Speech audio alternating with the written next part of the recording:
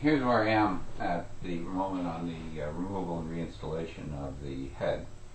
As you probably remember from my posts, I bent the valves in attempting to align the camshafts and took the head off and had it redone and new valves installed and so on, and skinned slightly and cleaned and all of that. But now I'm ready to put it back on. And when I looked at the head, I realized that there was some corrosion on the top of the head, not bad, and a little bit more corrosion on the piston tops. So I wire brushed them to get rid of the corrosion and some of the pitting. And but I haven't really gotten rid of all the pitting, and I don't think that's really necessary after talking with a few people. So there's still some imperfections in the piston tops, but for the most part, the corrosion at least has been worn down to the point where it's just slight depressions in the piston top. So now I've decided to remove the core plugs or freeze plugs and clean out the gook at the bottom of those pits where the coolant flows around. And in a minute you'll see the core plugs removed on this exhaust side. The intake side I haven't done yet. I hope to do that today. And I've gotten some ethyl alcohol and some acetone. And but first I'm going to charge up the compressor and blow out the areas that I opened up last week. And let me get the camera and bring that over here so you can see that.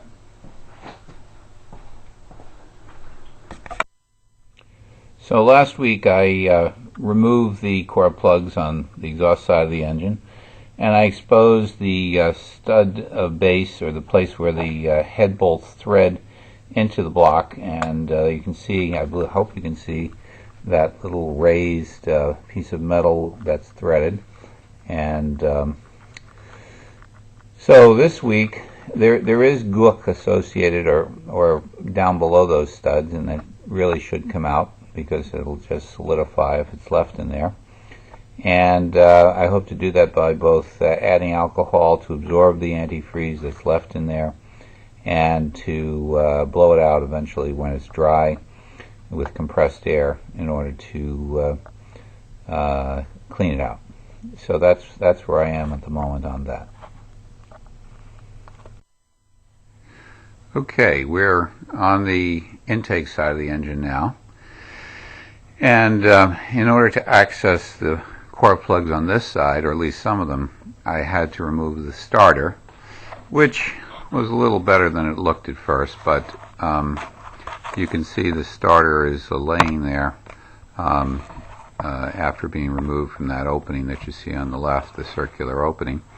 Also, you notice that the engine block was apparently painted red, either originally or subsequent owner, and then painted black by me, but it wasn't possible to get behind the area behind the starter without removing it, which I didn't do, but now after I'm done doing this I will do that.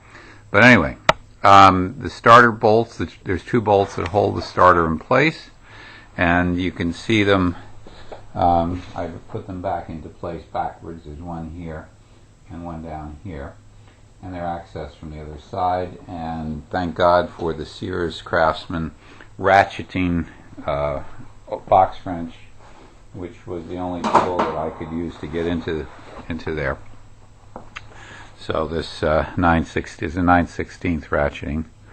Worked great. I did break it loose with a box wrench, a standard box wrench, and then use this to gradually move the nuts out, which at the bottom in particular would only go 2 clicks at a time, so it took a while, but it came out. So now the core plugs are exposed, and we can begin knocking those out on this side.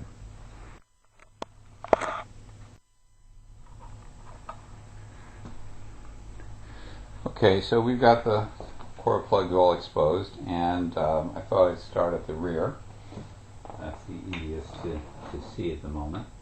And what I'm using here is a center punch. I'm not sure that's the right tool, but that's the one I'm using, and it seems to work for me. So I'm going to put the center punch on the left side of the the core plug here, right in the halfway up, and taking my hammer, hopefully I can get a whack at the, well, not the greatest location to hit. Let's see if I flip that up. Okay.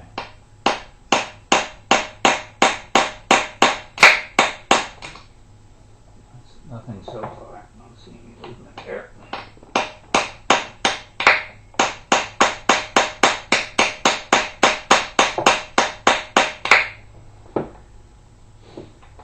No, no movement. No, there it goes. Breaking loose.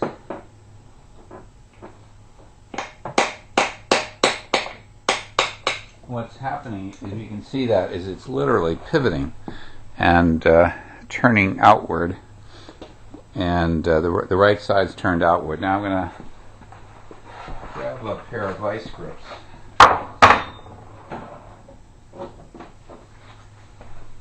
This is the way I've done it, but I don't know if this is the best way, but it works for me. So I take my vice grips and I grab that edge that's now sticking out of the block and lock onto that if I can here.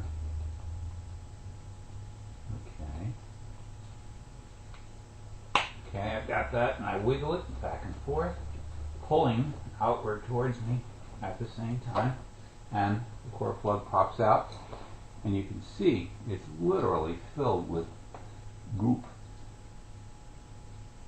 It's kind of like a sour cream consistency of goop, which obviously is not good.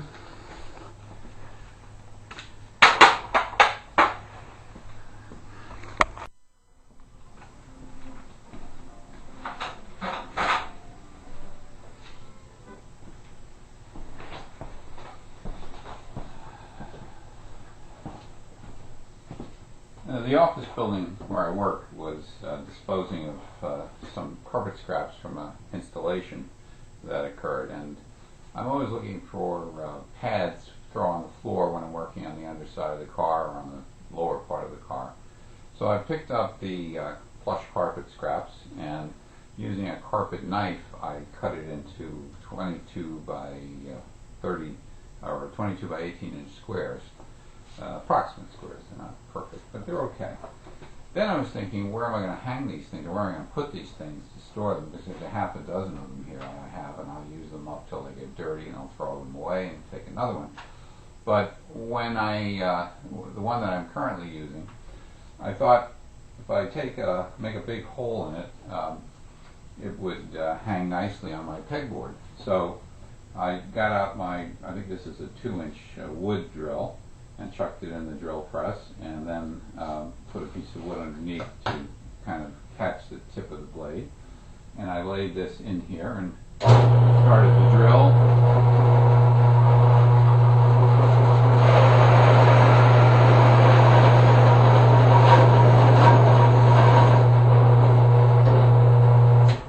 And you notice that I went very slowly so that the blade didn't catch on the fibers.